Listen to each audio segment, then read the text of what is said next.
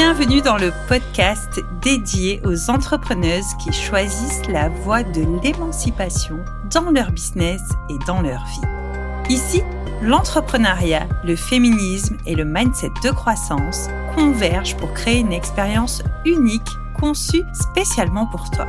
Ce podcast, anciennement connu sous le nom des magiciennes, se métamorphose pour incarner pleinement la puissance de l'émancipation féminine.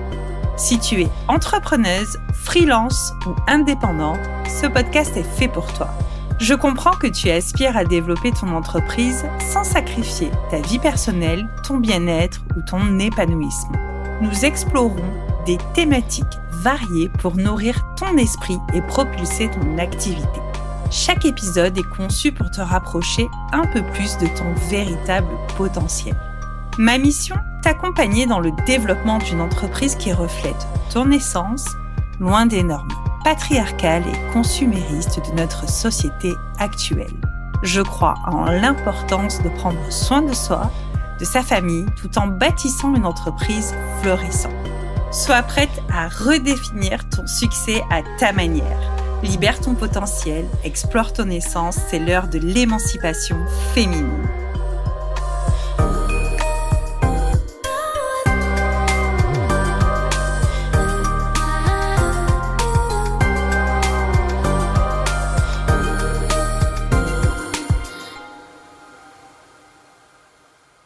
Hello, je suis ravie de te retrouver dans ce nouvel épisode d'émancipation féminine. Aujourd'hui, je t'invite à vivre ton hypersensibilité et ton entrepreneuriat, à les adapter au rythme des saisons. Nous sommes début septembre et qui dit début septembre dit la rentrée pour tout le monde. La rentrée des classes, la rentrée des entrepreneuses, ça pullule sur les réseaux sociaux depuis la fin août, la mi-août, de prospection, de vitesse, de croissance. On est envahi pour pouvoir boucler dignement notre année avec le plus haut et méga haut des chiffres d'affaires. J'en rigole, mais c'est pas très drôle parce que personnellement, je trouve ça tellement violent comme message. C'est difficile la rentrée pour beaucoup de monde. Déjà, si nous sommes parents, ça peut être difficile pour nos bouts de chou de changer de classe, parfois de changer d'établissement, de changer d'enseignant, d'enseignante, de maîtresse, si on a des tout petits, de tati à la crèche. Moi, pour mon fils, c'est synonyme de rentrer à la crèche. Les émotions, que ce soit les siennes ou les miennes, ça chamboule vachement. Et mon plus grand, il rentre en 3e et ça chamboule aussi parce que pour lui, c'est un cycle qui va bientôt se terminer avec un passage d'examen. Donc, lorsque nous sommes parents, en plus d'avoir notre propre boîte, on doit aussi gérer, par exemple, les émotions de nos enfants. Et même si tu n'es pas parent, tu sens bien autour de toi qu'il y a une drôle d'énergie. Que les gens autour de toi soient entrepreneurs ou soient salariés, c'est la même affaire. Il faut faire du chiffre, il faut faire du résultat et il faut finir l'année sur les chapeaux de roue. La rentrée, c'est l'automne en réalité.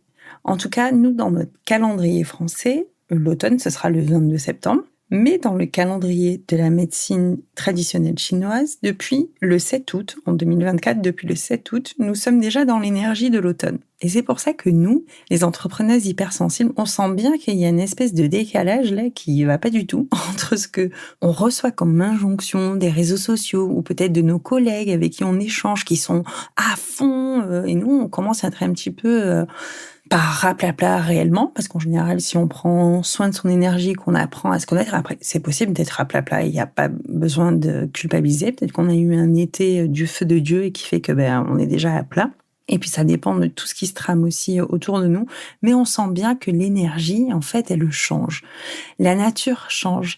Les feuilles vont commencer à tomber. Le soleil est en train de diminuer. Les jours raccourcissent. Peut-être que selon la région où tu vis, nous, il fait encore très chaud ici, dans le sud-est, mais parfois, peut-être que vous, ailleurs, en France et peut-être même ailleurs dans le monde entier, j'espère qu'il y a des gens qui écoutent dans le monde entier, petite parenthèse, peut-être que la météo n'est pas aussi clémente que dans le sud-est. Et du coup, tout ça, on le ressent en fait. Notre peau ressent toutes les variations et quand on est hypersensible, on est hyper stimulé par tout ça. Le fait que la luminosité baisse, ça peut venir jouer sur notre humeur, D'ailleurs, j'avais lu, alors j'ai pas retenu, j'ai pas noté le nom de où est-ce que j'ai lu ça. Apparemment, il y avait une étude qui montrait que presque la moitié des Français, en tout cas un Français sur deux, donc 50% de la population, en automne, ressent vraiment cette humeur maussade, cette petite déprime, comme on appelle la déprime saisonnière. Nous, les hypersensibles, on ressent déjà tout ça. On voit bien que dans la nature, quand on se balade, il y a une autre énergie. Et c'est une énergie, en fait, comment ça se passe exactement? On est donc dans la médecine traditionnelle chinoise. Je parle juste de connaissances que j'ai, je ne suis pas thérapeute en médecine chinoise, je préfère le préciser pour ceux qui me découvriraient avec cet épisode, mais on est composé de yin et de yang. Il y en a qui disent énergie féminine, énergie masculine. Moi, je préfère rester sur le yin-yang. Et en fait, le yang, ça va être une énergie où on est assez actif, on est plutôt dans le faire, là où le yin nous ramène dans notre intériorité, dans notre introspection. Et en médecine traditionnelle chinoise, il n'y a pas 4 saisons comme nous, mais il y en a 5 en fait. Le printemps et l'automne, en médecine traditionnelle chinoise, c'est un entre-deux. En fait, c'est pas vraiment une saison, pas considérée à proprement parler. Et donc nous, là, au niveau de septembre, donc dans cette énergie d'automne, en fait, le yang, donc toute cette activité, comme on a pu avoir dans l'été, commence à décroître. Et en fait, on est dans cet entre-deux. Donc, on est mi-figue, mi-raisin, mi-yin, mi-yang. Et c'est pour ça que on peut ressentir, au-delà de la météo à proprement parler, cette chose un petit peu bizarre à l'intérieur de soi, que beaucoup de monde n'arrive pas à nommer, en fait. On ne sait pas pourquoi on se dit, ah oui, c'est parce que le temps. Oui, le temps fait que la luminosité joue, mais il y a aussi nos hormones, nos propres énergies qui se régulent en fonction de ce qui se passe dans la nature. Pour finir avec ma médecine traditionnelle chinoise, parce que je trouve que c'est hyper méga intéressant en fait de se baser sur ce calendrier-là et pas sur notre calendrier occidental à nous, parce que je trouve qu'il est complètement fou. Notre calendrier à nous n'est pas du tout relié à tout ce qui est naturel, tout simplement. C'est comme ça que moi je le vois. Et en médecine traditionnelle chinoise, cette saison, c'est une saison qui est reliée à nos poumons. Et j'aime beaucoup parce qu'en tant que sophrologue, t'imagines bien que la respiration, les poumons, et c'est pour ça que j'aime beaucoup cette saison. Quand j'étais plus jeune, je détestais l'automne. Vraiment. La fin de l'été, moi, ça me minait. La rentrée scolaire, c'était pas trop mon truc. Je pleurais beaucoup quand j'étais enfant. Je pleurais énormément sur les rentrées. J'aimais pas ça du tout. J'aimais pas le changement, en fait. Et j'aimais la joie de l'été. J'aimais la joie d'être avec la famille, les amis. J'arrivais pas à m'accorder à ça, mais parce que je le conscientise que maintenant, à l'âge adulte, je n'aimais pas cette énergie où il fallait tout recommencer. En fait, on devrait faire rentrer les enfants en janvier ou au printemps, quoi. C'est tellement pas logique, tout ça, de les faire rentrer en septembre. Bon, c'est comme ça que ça a été fait. Mais moi, ça m'a toujours affecté énormément. Donc, j'aime bien aujourd'hui, en tant qu'accompagnatrice d'entrepreneuse, en tant que sophrologue, j'aime beaucoup les ateliers autour de l'automne. Je me rappelle à mon démarrage en tant que sophrologue, c'est ce que j'avais fait, un atelier pour des entrepreneurs sur cette énergie de la récolte. En fait, c'est ça l'automne aussi, c'est une énergie de récolte. Dans la nature, c'est l'énergie des vendanges, c'est l'énergie où les derniers vergers vont donner les fruits de l'été et on va récolter tout ça. Dans ton entrepreneuriat, c'est synonyme de quoi ? Si tu respectes toutes les énergies, en fait, des saisonnalités, l'été, ce serait pas censé. Alors après, quand on a des enfants, on est un petit peu obligé de prendre des vacances aussi. Mais admettons qu'on n'ait pas d'enfants et qu'on ait la possibilité, c'est comme ça, quand on est entrepreneuse, de pouvoir prendre des vacances un peu quand tu veux. En fait, l'idéal, ça serait d'être en vacances maintenant, idéalement, parce que tout le monde va être dans une espèce de frénésie et toi, de venir te recentrer après la frénésie l'été, tu vas récolter en fait tout ce que tu as censé semer depuis le printemps. Donc, cette saison qui est reliée aux poumons, c'est le temps pour moi, pour toi, pour nous, de souffler, de respirer et d'aller balader au grand air. Cette société, vraiment, elle est construite à l'envers pour moi et au plus je vieillis, j'ai 40 ans, je vais sur mes 41 ans, en début d'année j'aurai 41 ans, et au moins je comprends la société en fait. Au plus je prends du recul, au plus je me dis que tout est fait pour qu'on soit un petit peu entassé comme du bétail et qu'on réfléchisse pas par nous-mêmes, alors que quand on se pose, quand on observe la nature, la nature, elle suit son cours et la nature, le soleil va commencer un petit peu à décroître, l'air frais va arriver, certains arbres vont perdre leurs feuilles, la plupart des animaux, en tout cas, ceux qui hibernent vont commencer à hiberner. Donc, qu'est-ce qu'ils font au mois de septembre? Ils vont accumuler les derniers fruits, ils vont conserver tout ça pour, hop, à la sortie de leur hibernation, ils seront mieux. Donc, ils vont là manger. Après, dès que le froid va arriver, ils vont hiberner. C'est super intéressant de regarder notre habitat naturel, la Terre. Qu'est-ce que la Terre fait autour de nous en septembre? Donc, on vit à contre-temps, en fait, cette société. C'est en ça que, pour moi, elle est folle, parce que c'est pas logique qu'on nous assaille de messages de productivité, de course au chiffre d'affaires. En fait, c'est facile à dire, mais on va être tous et toutes concrètement en train de regarder notre chiffre d'affaires en fin d'année. Les bilans comptables se font en fin d'année. C'est complètement à l'ouest, en fait. En fin d'année, on est censé se reposer, en fait. La réalité, elle est là. En tant qu'hypersensible, le changement de saison peut nous affecter énormément. Je te le disais, la chute des températures, la baisse de la luminosité, le moral des gens autour de nous qui flanche, ça peut mettre notre hypersensibilité au maximum et notre anxiété aussi. Souvent, les hypersensibles, nous sommes des personnes anxieuses. On va pas faire de généralité. Pas tous les hypersensibles sont anxieux, mais beaucoup d'entre nous, en tout cas, beaucoup des personnes que je m'occupe sont anxieuses parce que ça fait partie de mon métier de venir réguler notre système nerveux et nos émotions. Et moi, je t'invite à faire comme une bulle de protection par rapport à tout cet environnement-là et de trier, de vraiment faire le tri autour de toi, que ce soit le contenu que tu consommes, que ce soit les gens que tu fréquentes, sans pour autant fermer la porte à tout le monde. Peut-être juste faire respecter ça autour de toi, de ta propre énergie, de dire je suis sensible en ce moment, je suis sensible à la météo, je suis sensible aux humeurs des gens et j'ai peut-être besoin de cocooning, de passer du bon temps avec toi. Ça veut pas dire qu'on ne peut pas écouter les gens qui n'iraient pas bien autour de nous, mais il y a aussi des psys pour ça, et des accompagnateurs, et des accompagnatrices pour ça. Donc si tu ressens que ton hypersensibilité et ton anxiété de l'avenir, de la fin d'année arrivent au galop, je t'invite vraiment à sortir, à faire une pause. Déjà à profiter des derniers rayons du soleil, s'il y en a autour de chez toi, de remettre du mouvement. De toute façon, je t'en parlerai inlassablement. Même quand on est en hiver, on peut remettre un petit peu de mouvement. Et là, on est en automne et le mouvement, on a besoin d'aller oxygéner nos poumons. C'est la saison aussi où notre peau va être plus sensible à la sécheresse qui va commencer à arriver. Donc tout ça, c'est un lien. Tous nos organes sont reliés entre eux. Et en tant qu'entrepreneuse, tu as le choix. En vrai, tu as vraiment le choix, le luxe de pouvoir faire de toi ta priorité. Et c'est à ça que j'ai envie de t'inviter. Ça ne veut pas dire que tu vas plus rien faire dans ton business, mais peut-être que tu peux prendre un temps de pause, un vrai temps d'introspection et te dire, mais qu'est-ce que je veux en fait pour ma fin d'année? Est-ce que je veux m'accrocher à tout prix à ce CA que j'avais peut-être, chiffre d'affaires que j'avais vu trop à la baisse, trop à la hausse en début d'année? En général, quand c'est trop à la baisse et que tu as dépassé, ça va, t'es relax. Donc encore plus l'invitation à venir prendre soin de toi et à mettre de la distance avec toute cette course effrénée à la rentabilité absolue et de se dire qu'est-ce que je peux faire pour que je me mette au premier plan. Si tu es en manque de chiffre d'affaires, c'est déjà est-ce que j'ai envie de me mettre la rate au courbouillon ou est-ce que je peux prendre de la distance?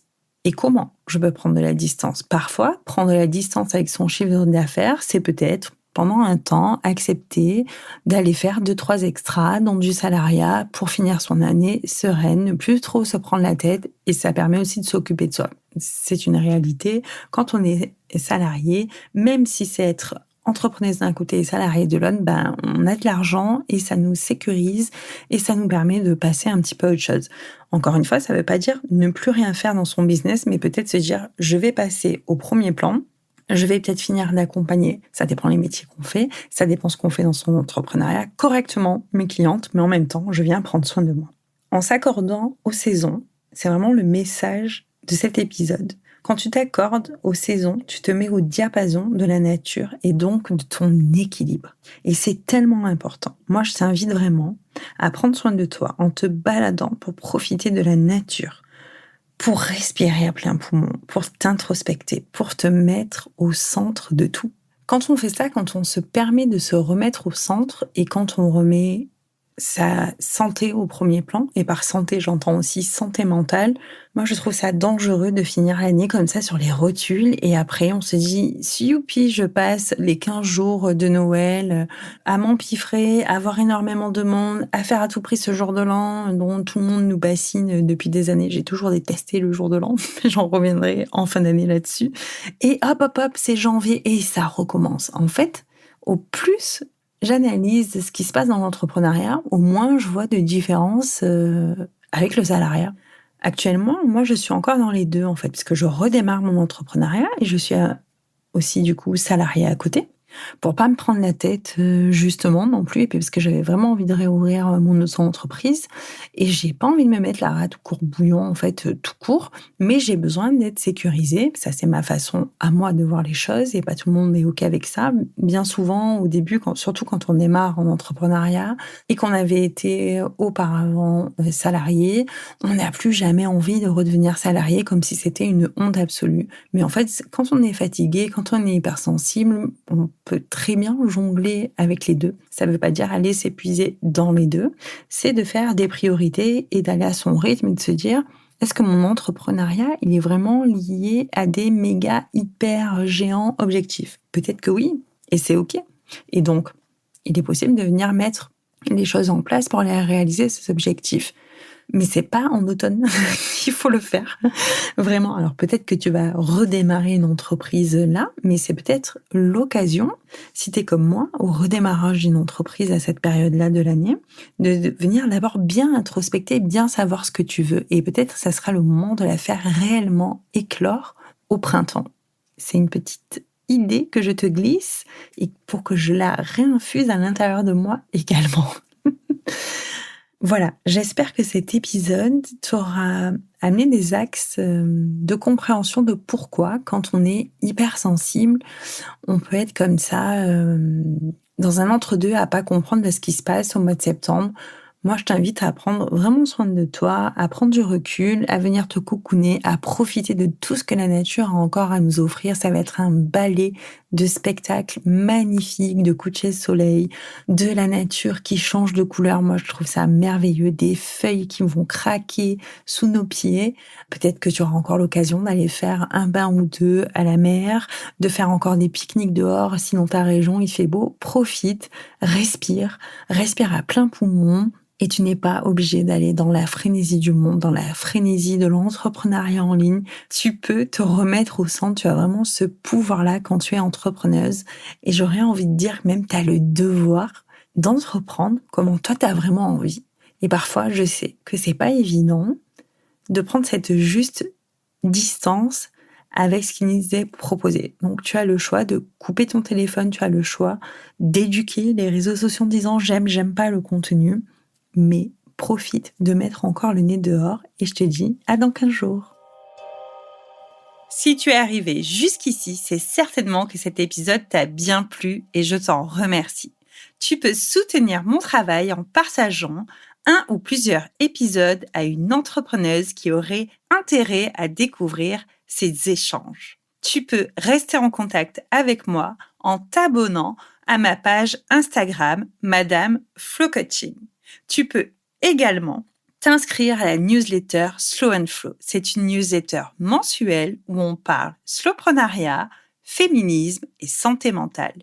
Je te dis à dans 15 jours pour un nouvel épisode. D'ici là, prends soin de toi et continue de bâtir une entreprise où tu te mets au cœur de ton projet et où ta réussite est toute personnelle. Je crois en toi. À très vite.